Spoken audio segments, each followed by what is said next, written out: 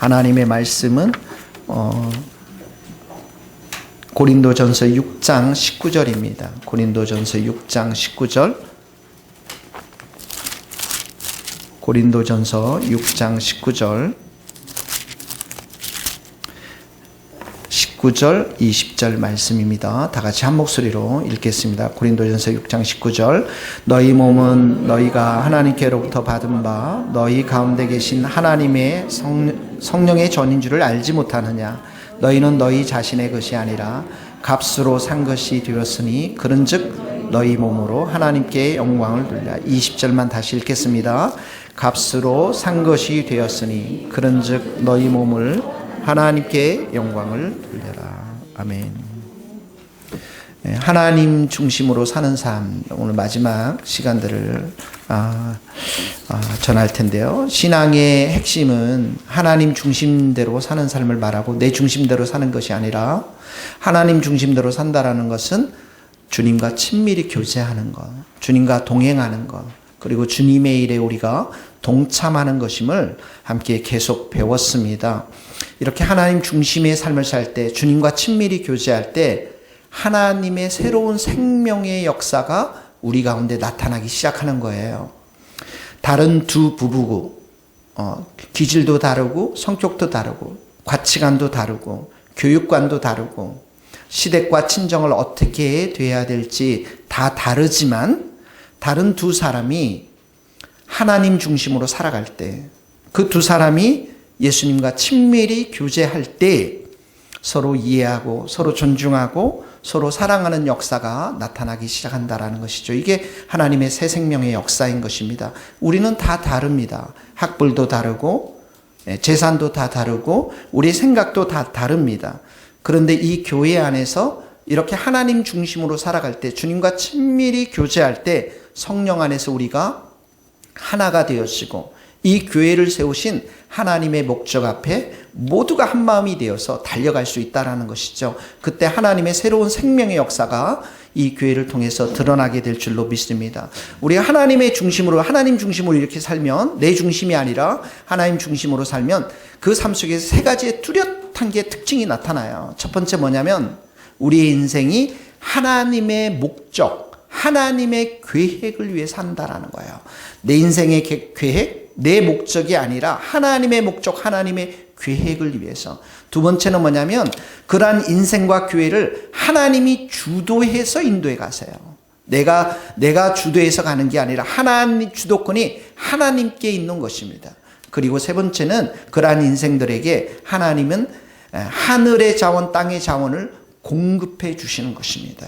이 세 가지가 뚜렷하게 그들의 삶 가운데 또 그들의 교회 가운데 하나님 중심으로 살아가는 사람들 앞에 드러나는 것입니다. 첫 번째로 우리가 보고 싶은 것은 하나님의 목적을 위해 산다. 하나님의 계획을 위해 산다. 이런 말이 있습니다. Give up your small ambitions, but take God's vision for His glory. 백주장 원사님 통역 좀 해주시길 부탁드리겠습니다. 여러분들의 작은 야망들을 다 내려놓으라는 말이에요. 그러나 하나님의 위대한 비전, 하나님의 영광을 위해서 그 비전을 취하라는 것입니다. 자, 여러분, 우리가 이제 하나님의 뜻을 어떻게 분별할 것인가, 하나님의 계획, 하나님의 목적을 어떻게 분별할 것인가, 이게 참 우리들, 특별히 이제 젊은 친구들에게 많은 고민이 되어질 텐데요. 저도 이제 인생을 이렇게 살면서 곳곳에 그런 기점들이 있었는데요. 하나님의 목적이 무엇일까? 대학교 4학년 때 저는 이제 제가 원하는 공부도 아니었고 전공도 아니었고 또 앞으로 어떻게 될 것인가를 잘 알지 못해서 참으로 고민했던 시간들이 있었습니다. 그런데 참 감사한 것은 제가 군대 갔다 와서 대학을 복학했을 때부터 그건 매일 1시간씩 하나님께 시간을 드렸다라는 것입니다. 말씀을 보고 기도했다라는 것이죠. 신명기 말씀을 보니까 그때 4학년 때인데 하나님께서 저에게 계속 매일같이 말씀해 주십니다. 내 마음을 다하고 목숨을 다하고 뜻을 다하여 주 너의 하나님을 사랑하라. 내가 사랑하는 이 계명, 내가 너에게 주는 이 말씀을 너희 순종하라. 그러니까 앞으로 뭐가 될지 어떻게 될지 아무것도 모르겠는데 신명기 말씀이 계속 그 말씀이어서 내가 정말 하나님을 사랑하며 내가 하나님의 말씀 앞에 순복하면 하나님이 내 인생의 비전과 목표를 보여주실 것이다. 이런 마음의 확신이 드는데 진짜 그 약속의 말씀대로 하나님께서 제 길을 열어주신 것들을 보게 되어집니다. 진짜 산과 같은 그런 장벽이 있는데도 하나님께서 그 산을 다 무너뜨리고 길을 여시는 것들을 보게 되어지는 것이죠. 여러분들 가운데서도 하나님의 목적이 더 알기를 원하시는 분들은 하나님 말씀에 귀 기울일 수 있기를 바랍니다. 성경에는 느헤미야가 있습니다. 느헤미야라는 인물이 있습니다. 이 느헤미야가 바벨론 포로로 잡혀갔을 때 왕궁, 수상궁에서 일했던 사람이었습니다. 어느 날 그의 형제 하나니가 예루살렘을 방문했다가 돌아와서 예루살렘 형편에 대해서 이야기해 줍니다. 예루살렘 성벽이 다 무너졌고 성전도 불타고 거기에 있는 사람 우리 그 동포들이 너무 많은 고생을 당하고 이런 소식을 전해줍니다. 그러니까 느헤미야가 그 소식을 듣고서 눈물을 흘립니다. 수일 동안 금식하면서 하나님 앞에 기도하는 것이죠. 근데 그때 하나님의 목표, 하나님의 계획이 있었습니다. 그게 뭐냐면 성벽을 건축하고자 하는 하나님의 계획이 있었던 거예요. 근데 느헤미야가 그 소식을 들었어요. 성벽도 다 무너졌고. 그러니까 눈물로 기도하며 금식하는데 느헤미야가 조상적부터 죄지었던 것, 하나님 말씀 순종하지 못해서 이렇게 바벨론 땅에 포로로 잡혀간 것들에 대해서 회개합니다. 그러면서 그가 마지막에 이렇게 기도해요. 하나님, 저의 죄의 인생을 좀 형통케 해달라고 기도합니다. 그래서 정말 예루살렘 성벽 그것 좀 건축하게 해달라고 그런 기도를 드는데 그때 하나님께서 그 기도를 응답하시고 술관원장이 되게 합니다. 왕의 술관원장. 그러니까 왕의 최측근이 된 거예요. 지금 말하면 청와대에서 아주 최측근으로 대통령을 보좌하는 사람이 되었다라는 것이죠. 그래서 어느 날 이 왕으로부터 느헤미야가 호의를 받습니다. 그리고 소원을 얘기합니다. 그리고 느헤미야가 나무도 없고 군대 장관도 없고 마병도 없고 그리고 왕의 친서를 들고 예루살렘에 가서 52일 만에 성벽을 건축해 갑니다.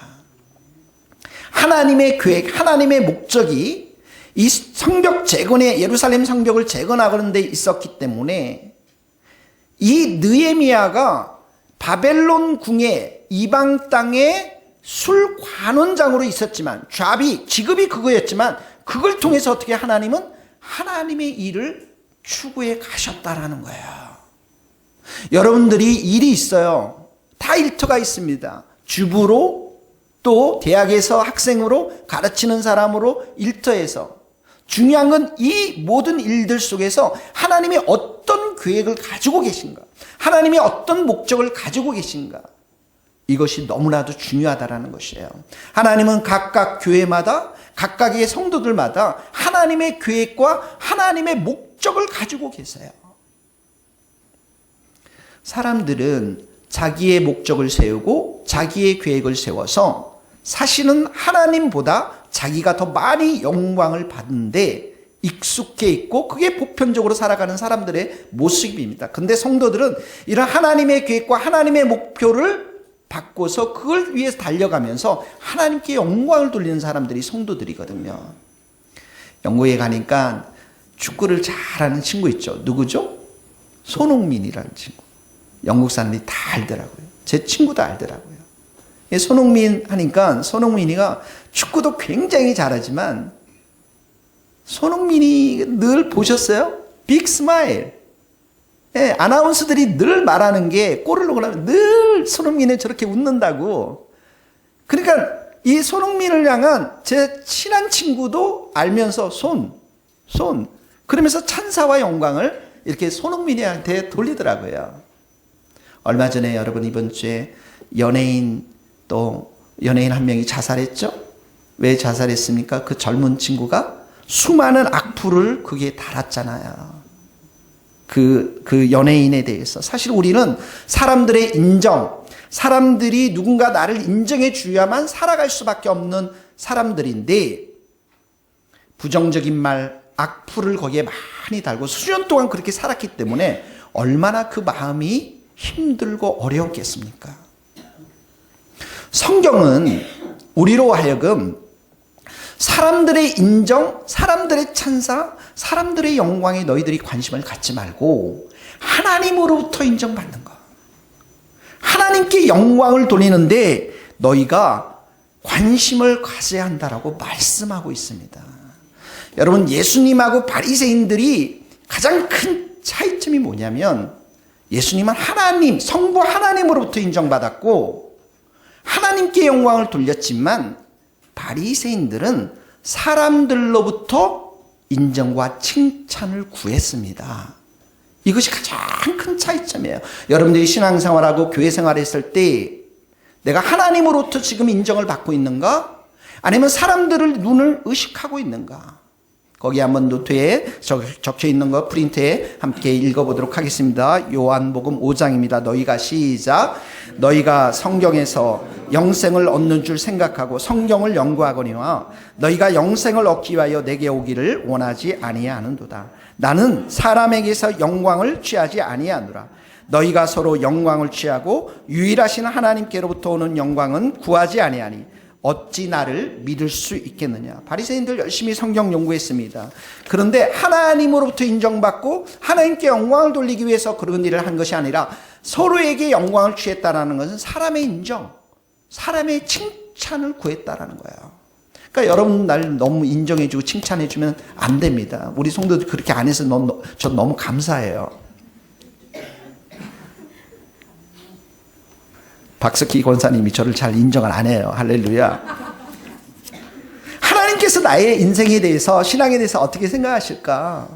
하나님 나의 기도의 생활에서 어떻게 생각하고 지금 예배드리는 이 태도에 대해서 하나님은 어떻게 정말 생각하실까? 내가 가지고 있는 이 예물, 헌금에 대해서 어떻게 생각하시고 정말 말씀에 대한 태도, 내가 사람을 대하는 그 태도에 대해서 하나님은 어떻게 생각하실까? 하나님의 평가가 중요하다라는 거예요. 하나님의 인정이 중요하다는 것입니다. 물론 우리가 하나님을 의식합니다. 그런데 사람을 더 많이 의식해요. 이것이 바로 사람에게 영광을 취하려는 태도인 것입니다. 그런데 오늘 읽었던 본문은 무엇입니까? 너희 것이 아니다. 내가 값으로 너희를 샀다. 너희들 안에는 성령님이 거하지 않느냐. 그러니까 하나님께 영광을 돌려야 한다. 이것이 성도들을 향한 하나님의 definition, 정의인 것입니다.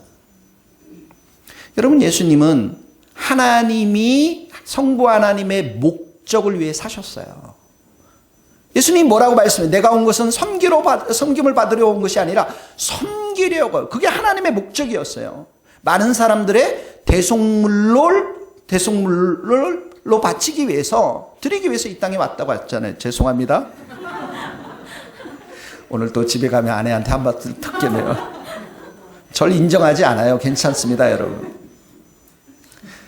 이 하나님의 목적, 대속물로 드려지기 위한 이 목적. 그러니까 이게 십자가에 죽는 죽음이잖아요. 이게 쉬운 게 아니잖아요. 그러니까 겟세마네 동산에서 어떻게 해요? 하나님 피와 땀을 흘리면서 기도하면서 이 잔 제발 지나가게 해주십시오 하면서도 마지막에 어떻게 합니까? 나의 뜻대로 말고 하나님의 뜻대로. 나의 원대로 말고 하나님의 뜻대로. 이게 하나님의 목적을 위해서 살아간다라는 거예요. 거기 한번 읽어봅시다. 마태복음 20장 있나요, 여러분들한테? 네, 같이 읽겠습니다. 시작.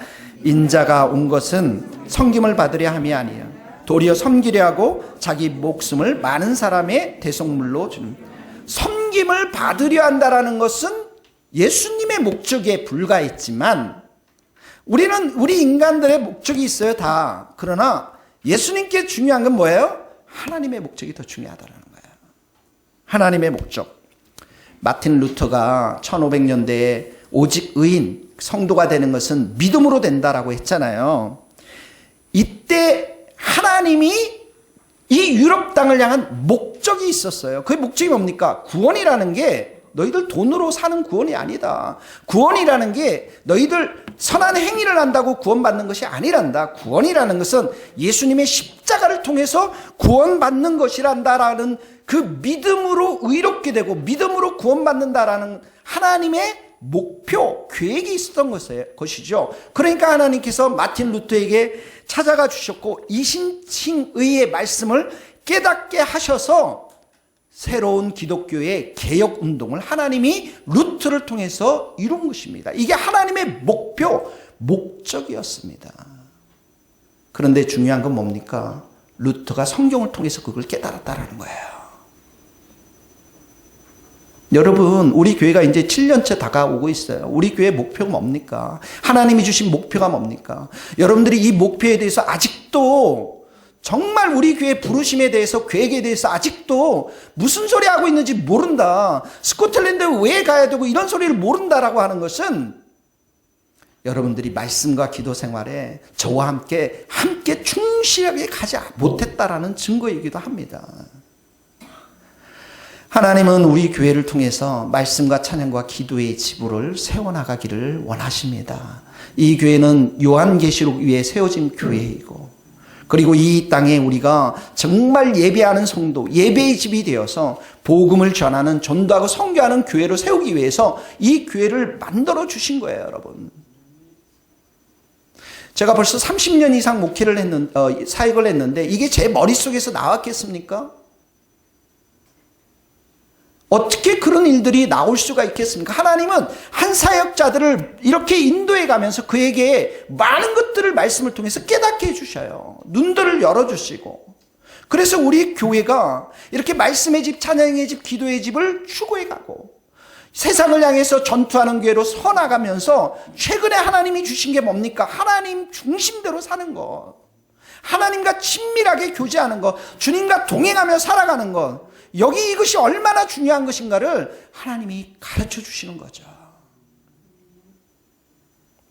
성도님들 축복합니다.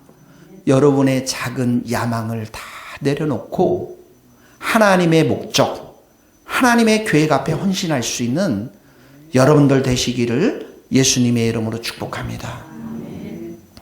하나님의 목적이 있습니다. 첫 번째, 하나님 중심대로 사는 사람들. 두 번째 뭐냐면 하나님의 목적과 하나님의 계획이 있으면 하나님께서 주도적으로 그 일을 추진해 가세요. 그러니까 내 계획과 내 생각이 있으면 그걸 내가 주도해서 가지만 하나님의 목적은 하나님 스스로 주도해서 가셔서 우리 인생들을 사용해 가시는 것이죠, 여러분. 여기 여러분 교회가 건물을 짓습니다. 본당을 크게 지어서 진짜 수천 명의 사람들이 예배를 드리면서 하나님께 영광을 드리려고 하는 그런 계획이었을 것입니다. 그런데 법을 어겼다고 그 본당을 원상복귀하라는 판결을 받습니다. 그리고 그 원상복귀 하려고 하니까 원상복귀하는 데만 390억이 던데요. 우리는 거기에 한 39억만 주면 좋겠어요. 하나님의 어떤 계획이 하나님의 계획이고 하나님의 목표라면 그 방법도 어떻게 해요? 하나님의 올바른 방법으로 이루어지는 거예요. 내 욕심이 들어가면 세상의 법들을, 세상의 것들을 이용해서 그걸 그렇게 할 수도 있지만 그렇게 하지는 안 되겠죠, 그리스도인들은. 하나님의 목적이 세워지면 하나님이 그 일을 주도해 가기 때문에 하나님이 불법을 사용하시나요? 그러지 않잖아요. 하나님의 올바른 방법이 하나님의 뜻인 것입니다. 그래서 하나님이 그 일을 이루어 가시는 거예요. 여러분, 이스라엘 출애굽 누가 시켰습니까? 하나님이 하셨습니다. 누구를 사용했어요? 모세를 사용했어요. 근데 모세가 바로 궁중의 왕자였잖아요. 그리고 나서 그 안에는 어머니로부터 받은 히브리인이라고 하는 이 교육들이 있었잖아요. 그래서 어느 날 이렇게 노동의 현장에 가서 보니까 이스라엘 백성들이 어떻게 해요? 고통당하는 모습을 보면서 마음이 얼마나 안타깝습니까? 근데 옆에서 보니까 이스라엘 백성하고 애굽 사람이랑 싸움이 붙지 않았습니까? 너무 화가 나서 그 애굽 사람을 쳐 죽입니다. 그리고 어떻게 합니까? 모래를 파서 그 모래 위에 숨기는 거죠. 여러분, 이 모세의 40세의 그 이스라엘의 리더로, 모세가 그 바로 궁정의 왕자로서 야망이 있었을 거예요. 뭔가 우리 민족을 위해서 내가 뭔가를 해야 되겠다. 근데 그 뭔가를 해야 되는 그 방법이 사람을 죽여서까지도, 지금 무슨 말씀인가 아시겠죠? 그 방법이 올바르지 못하는 그 방법을 이용해서라도 내 민족이 해방될 수만 있다면, 그런 생각을 가지고 있었다라는 거예요. 그러니까 사람을 죽이는 거죠. 모세가 만약에 40대 때 진짜 그런 방식으로 민족을 해방시켰다면 수많은 내국 사람들을 죽였을 거예요. 그런데 하나님은 이렇게 하나님의 목적, 출애굽을 하고자 하는 하나님의 목적을 주셨지만 그 방법도 어떻게 해요? 하나님이 주도해서 가십니다. 그러니까 모세를 미디안 광야로 보내지 않습니까? 그리고 40년 동안 그 가운데서 힘과 기와 언어와 모든 것을 다 빼버립니다. 여러분 10년 동안 외국 생활하면 한국말이 잘 안 돼요. 제가 한국말 잘 못하는 것은 한국 땅에 살지 않았기 때문에 그렇습니다. 여러분 잘 이해해 주세요. 40년 동안 양들이랑 살았잖아요. 그러니까 양들, 언어들, 그러니까 하나님이 모세를 처음 부를 때 뭐라고 그래요? 말 못한다고 그러잖아요. 그게 진짜 이렇게 겸손해 가서 진짜 말을 못하는 거예요. 맨날 양소리만 들었는데요, 모세가. 그런데 하나님께서는 그 광야에 40년 동안 어떻게 해요? 사람 중심의 삶에서 하나님 중심의 삶으로, 자기 인간적인 중심에서 하나님 중심으로 바뀌는 거예요. 그러니까 완전히 철저하게 낮아지도록. 하나님이 우리를 사용하실 때 하나님이 능력이 없어서 여러분 능력 빌리는 게 아닙니다. 하나님 돈이 없어서 여러분 돈을 빌리는 게 아니에요. 우리의 마음을 그 밀가루 빠듯이 완전히 박살내서 낮추어서 오직 하나님만을 의지하는 사람들로, 오직 하나님만을 바라보는 사람들로, 그래서 그런 진짜 심령이 가난한 사람으로 모세를 바꿔놓고 사용하신 거예요. 그래서 저는 사람은 절대 안 바뀐다, 이 말을처럼 진짜 하나님을 불신하는 말은 없다고 생각이 들어요. 성도 여러분, 하나님이 만지시면 여러분은 변화될 수 있음을 믿습니다. 하나님이 변화시키는 거예요. 근데 출애굽하는 방법을 보세요. 모세가 80대 때 출애굽할 때 방법 보면 애굽의 사람들이 이스라엘 백성들에게 어떻게 해요? 은과 금을 막 줍니다. 옷도 막 줍니다. 그리고 나서 그 홍해에서 어떻게 합니까? 애국 군대가 다 수장됩니다. 할렐루야. 영원히 사라질지어다. 이 모세가 죽이려고 그랬으면 죽이다 얼마나 많이 죽였어요. 근데 한 번에 한 큐에 주님이 다 가게 만들어요. 그리고 이스라엘 백성들은 다치지 않습니다. 죽지 않습니다. 여러분, 내가 계획을 세우고 내가 주도권을 가는 것하고 거기에는 항상 욕심도 있고 실패와 이런 부작용들이 계속 일어나요. 그런데 하나님이 계획을 세우고 하나님이 주도권을 잡고서 가는 곳에서는 우리 인생이 수동태로 가기 때문에, 우리 인생이 주님의 그 주도권을 따라가기 때문에 그 가운데는 반드시 열매와 승리와 하나님의 목적이 이루어질 줄로 믿습니다. 그래서 하나님은 인간이 할 수 없는 일들을 단 몇 개월 안에 그냥 순식간에 해버리는데, 이것의 가장 교회사 속에서 드러난 것 중에 하나가 부흥이라는 것입니다. Revival. 우리가 전도하기 얼마나 힘들어요. 전도하기 힘듭니다, 여러분. 근데 하나님이 한번 하늘을 가르고 이 땅에 딱 강림해버리면, 웨일즈가 그랬잖아요. 수십만이 6개월 만에 다 교회 앞으로 돌아오고, 루이스 섬이 그냥 통째로 주님 앞으로 돌아오고, 이게 하나님이 주도권을 잡고서 교회 가운데 일하시는 방법 중에 하나인 것입니다. 그러니까 우리들 중에서 가장 소중한 기도는 뭐예요? 부흥을 위한 기도입니다.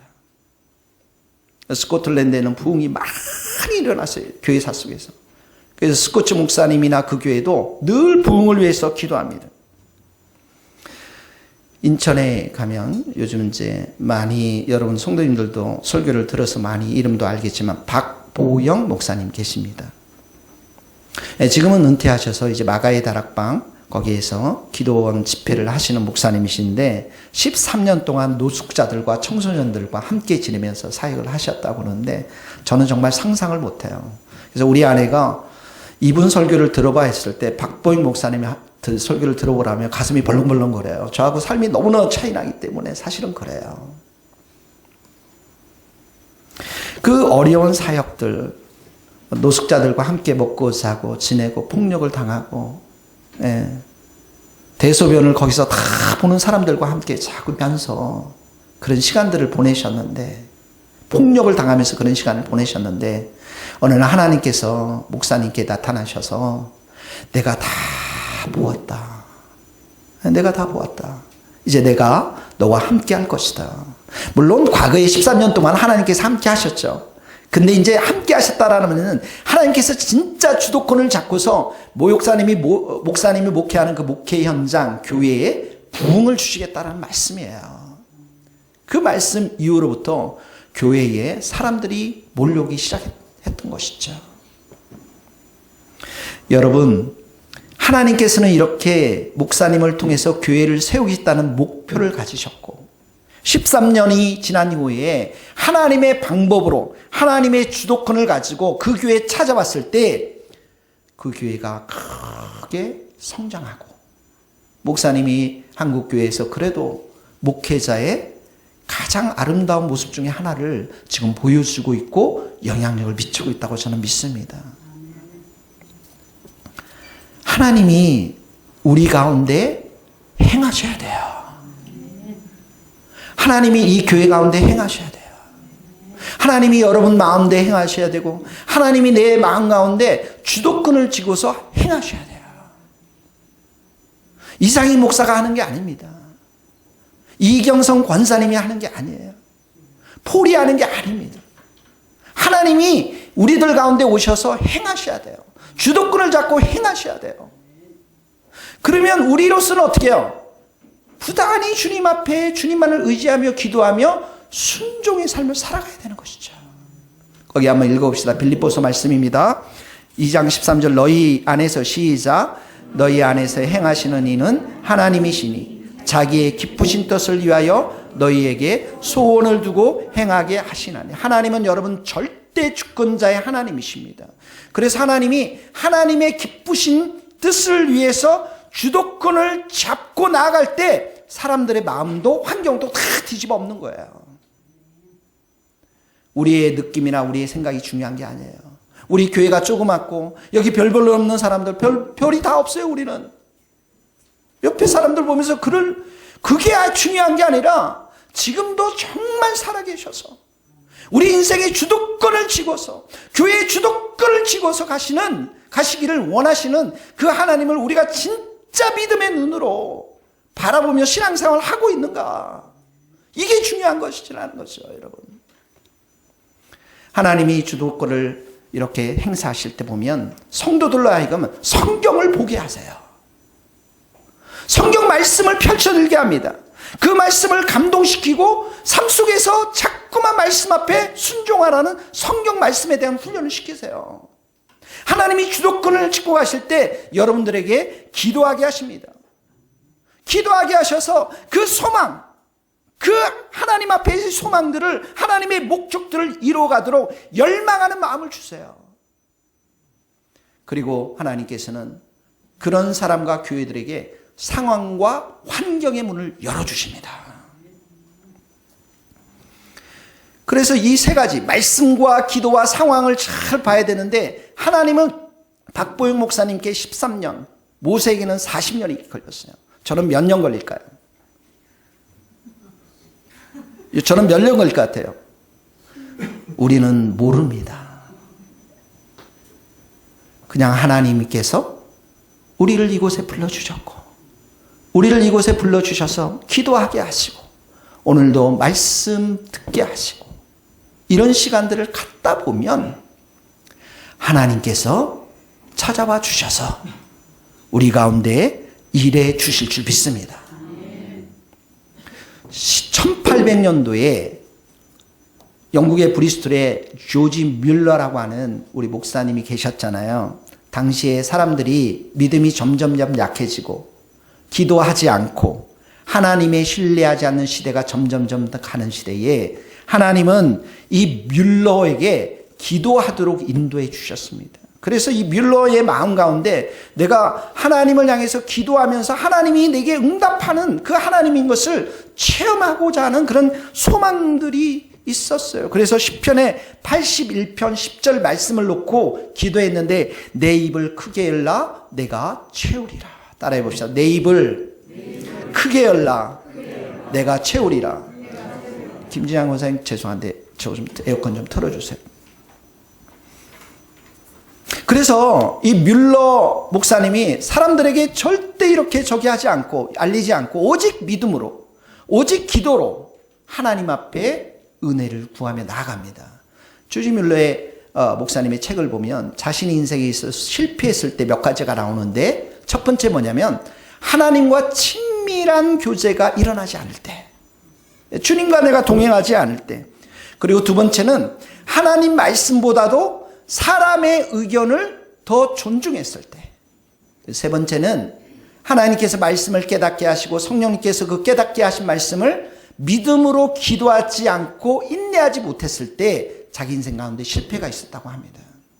그래서 목사님은 기도할 때 몇 가지 원칙을 놓고 기도했는데 첫 번째는 뭐냐면 하나님 나의 계획, 나의 목적, 나의 뜻을 다 제거해 주시고 오직 하나님의 뜻만 바라보게 하십시오. 네. 두 번째는 자신의 감정을 따르지 않고, 여러분 우리 감정이 얼마나 왔다 갔다 해요. 어떤 날은 뭐 좋고 어떤 날은 나쁘고, 사람들에게 절대 묻지 않고 오직 하나님의 인도하심과 말씀만 의지하는 것. 세 번째는 이렇게 말씀과 기도 앞에 주님과 친밀히 동행하는데 상황의 문들이 열리고 있는지를 보는 것. 네 번째는 계속해서 기도하면서 자신의 마음 가운데 하나님이 주신 평안이 있는지. 그래서 그의 삶들이 이런 네 가지의 원칙을 가지고 기도하면서 살았어요, 여러분. 1800년도에 그분이 브리스톨 영국에 있는 고아원들에게 음식을 먹였는데, 여러분 고아원생들 몇 명을 먹인 줄 아십니까? 10,000명을 먹였어요. 10,000명을. 그리고 93세에 돌아가셨는데, 그가 기부한, 그러니까 이 조지 뮬러 목사님께 기부한 기부금이 그 당시 돈으로 800만 불, 100만 불에 11억 정도 됩니다. 100만 불에 11억. 그러니까 800만 불이니까 90억 정도 된, 1800년도에 90억. 어마어마한 돈이 하나님께서 그를 통해서 채워주신 거예요. 왜 그렇습니까? 하나님의 목표가 이 고아 아이들에게 음식을 먹고자 하는 계획이 있었고, 하나님께서 음식을 먹이고자 하는 계획이 있었고, 하나님께서 그 계획 앞에 주도권을 쥐고서 조지 뮬러의 그 기도의 신앙들을 하나님께서 사용하신 것입니다. 하나님의 목적이 있고 우리가 말씀과 기도 가운데 끊임없이 나가면 하나님이 그런 사람들을 주도적으로 사용해 주시면 하나님의 뜻을 이루어갈 줄로 믿습니다. 사랑하는 성도님들, 벌써 7년째 가까운데 정말 여러분들은 말씀과 기도의 생활을 얼마나 하고 있는지 제가 참 눈물을 흘릴 때가 많습니다. 여러분 자신을 속이지 마시고 정말 1시간 이상은 주님께 꼭 시간을 드릴 수 있기를 예수님의 이름으로 축복합니다. 세 번째는 이렇게 하나님의 목표가 있고 하나님이 전적으로 주도권을 잡으면, 세 번째는 하나님께서 필요한 모든 것을, 하늘의 자원과 이 땅의 자원을 공급해 주신다라는 거예요. 이 하나님의 공급하심, 하나님의 우리를 필요를 채워주시는 것들을 성도들이 신뢰하지 않습니다. 그래서 기도의 생활들이 약한 거예요. 이스라엘 백성들이 늘 아수르로부터 공격을 당했거든요. 너무 강한 군대. 그러니까 하나님을 의지하지 않고 그들이 누구를 의지합니까? 애굽 땅을 가는 거예요. 이집트 애굽 땅에 가서 늘 의지하려고 하는 거예요. 그들에게는 하나님이 있었는데. 거기 한번 읽겠습니다. 이사야서 31장 도움을 구하러, 시작. 도움을 구하러 애굽으로 내려가는 자들은 화 있을진저 그들은 말을 의지하며 병거의 많음과 마병의 힘이 강함을 의지하고 이스라엘의 거룩하신 이를 앙모하지 아니하며 여호와를 구하지 아니하는, 이게 이스라엘의 역사예요. 하나님을 구하지 않고 하나님께 도움을 요청하지 않고 늘 강한 그런 아수르보다 좀 더 강한 애굽을 의지한 거예요.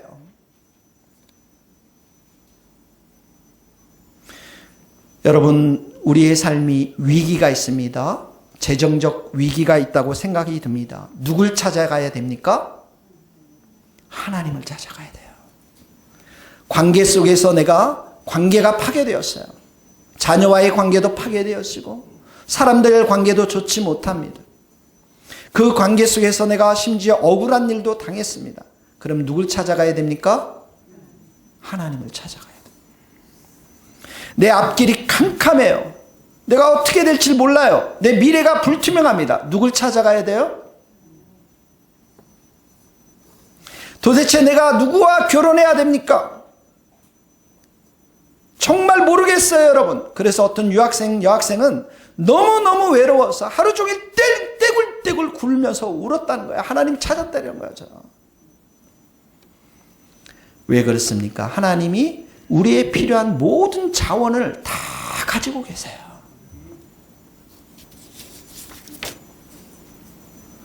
여러분,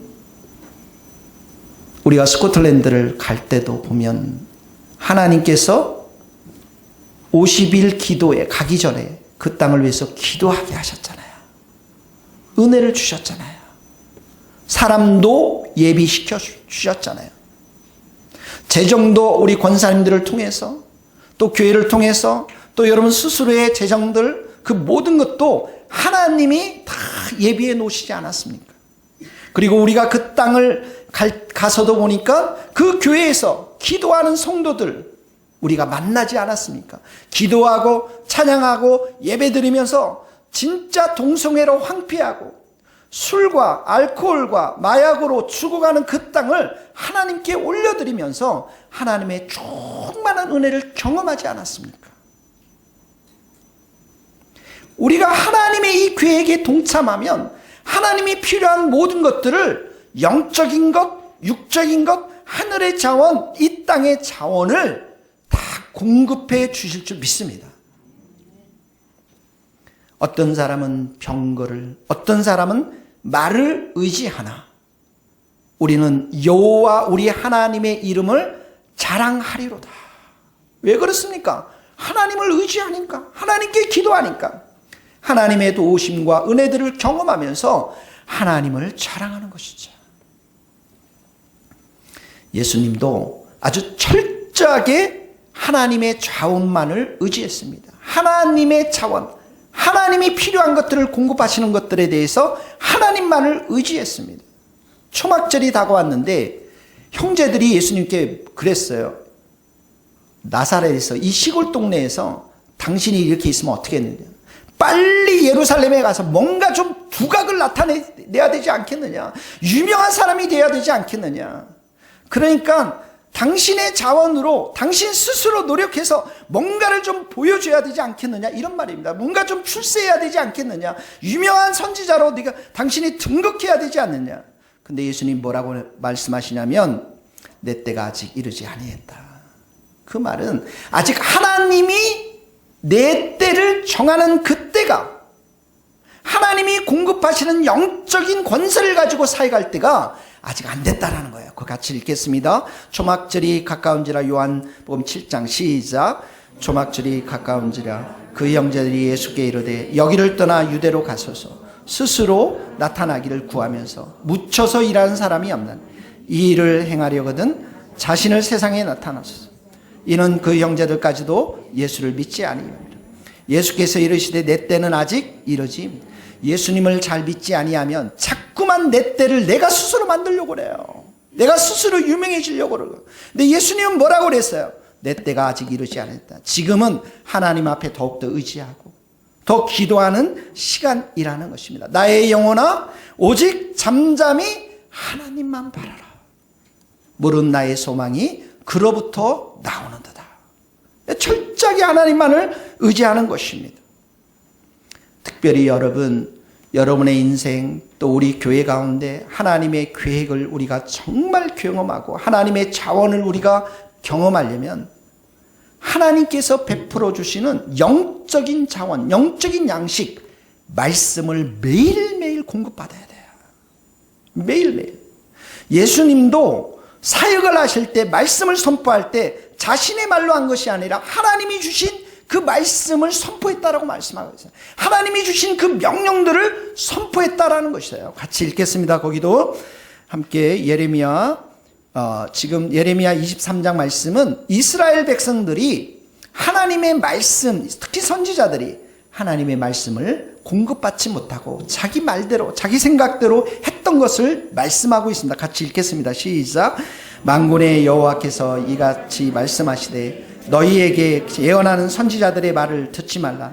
그들은 너희에게 헛된 것을 가르치나니 그들이 말한 묵시는 자기 마음으로 말미암은 것이요 여호와의 입에서 나온 것이 아니니라. 하나님의 말씀이 아니라는 거예요. 그러니까 이스라엘 백성들 보고 평안하다, 평안하다, 재앙 결코 없을 것이다, 하나님과 친밀한 교제 가운데 나오는 그런 하나님의 말씀이 아니라 자기 생각들을 얘기했다라는 것이죠. 예수님은 다릅니다. 하늘의 자원 하나님의 말씀을 가지고 사역했어요. 같이 읽어봅시다. 요한복음 12장 49절 내가 시작. 내가 내 자의로 말한 것이 아니요 나를 보내신 하나님께서 내가 말할 것과 이룰 것을 친히 명령하여 주셨으니 나는 그의 명령이 영생인 줄 아노라. 그러므로 내가 이르는 것은 내 아버지께서 내게 말씀하신 그대로니라 하시니라. 하나님의 목표를 가지고 우리가 살아갈 때, 하나님의 주도권에 우리가 참여할 때 매일매일 삶 속에서 우리의 귓가에는 하나님의 말씀이 들려지고 그 말씀대로 우리가 순종하며 살아갈 때 우리의 삶 가운데 하나님의 역사하심들을 경험할 수가 있는 것이에요. 그래서 제가 큐티를 강조하고 그렇게 얘기하는 것입니다. 11월 12월 생명의 사물을 바꿀 텐데 요한계시록 말씀입니다. 반드시 다 들으셔야 돼요. 여러분들이 혼자 큐티도 하지만 요한계시록 책이 어렵고 또 이 교회는 요한계시록 위에 세워졌기 때문에 요한계시록 그 말씀을 매일 들으셔야 됩니다. 사랑하는 성도 여러분, 말씀 맺겠습니다. 성도는 하나님 중심대로 사는 사람들이에요. 내 중심대로 사는 사람들이 아닙니다. 그런 사람들의 삶 속에서 나타나는 세 가지 특징이 있습니다. 내 계획, 내 목표대로 사는 것이 아니라 하나님의 목표, 하나님의 계획대로 살고 내 주도적으로 살아가는 것이 아니라 하나님 주도적으로 순종하며 살아가고 날마다 기도하면서 말씀 속에서 하나님이 공급하시는 하늘의 자원과 이 땅의 자원을 공급받으며 살아가는 자들이 하나님 중심대로 사는 성도들인 것입니다. 이러한 삶을 살면서 승리할 수 있기를 예수님 이름으로 축복합니다. 같이 기도하시겠습니다.